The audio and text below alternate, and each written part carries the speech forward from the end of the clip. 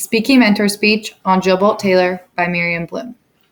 I chose Jill Bolt Taylor to do my Speaking Mentor Speech on. The reason I chose her is because she is able to convey emotion throughout her speech by the use of her hand gestures and body language while maintaining professionalism. I strive to practice her speech techniques in order to improve my speech presenting ability and to gain benefit in my future career as a nurse.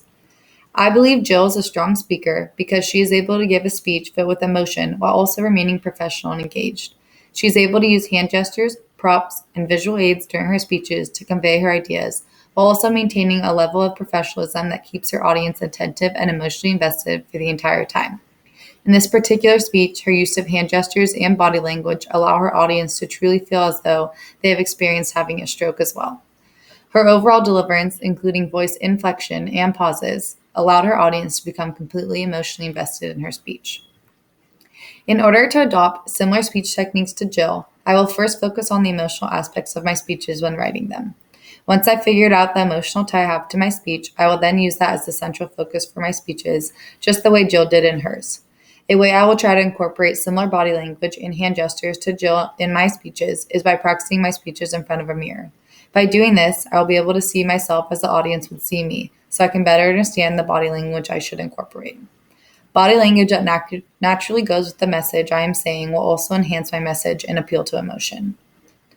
If I am able to use both body language and hand gestures, I think I will be able to improve my emotional appeal during my speeches. Now here's a clip from Jill's speech on her stroke.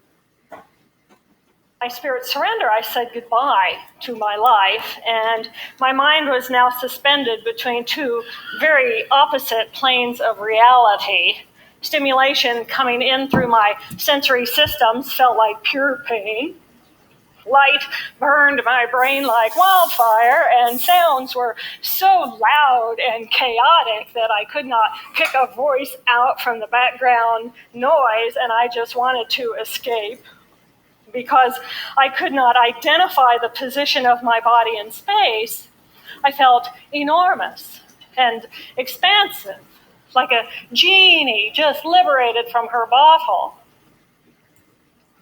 If I'm able to have a stronger emotional connection within my speeches, as well as an improvement in my body language as being more intentional, I'll be able to drastically improve my public speaking skills, which can benefit me within my career. In my future career as a nurse, I will have to speak with families of patients that will want to know that I'm emotionally invested in their loved ones. This is important because families often need to know that you care.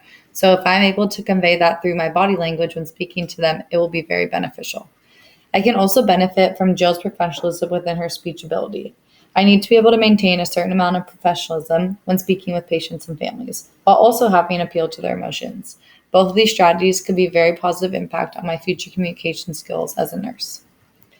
In conclusion, I chose Jill Bolt Taylor as my muse for my speaking mentor speech because I envy her ability to convey emotion when speaking while also maintaining professionalism.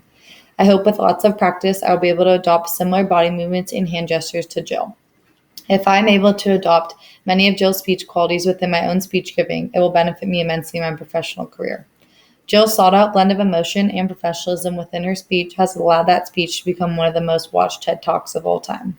Overall, Jill Bolt Taylor's speech presenting ability is what I'm striving for in this class.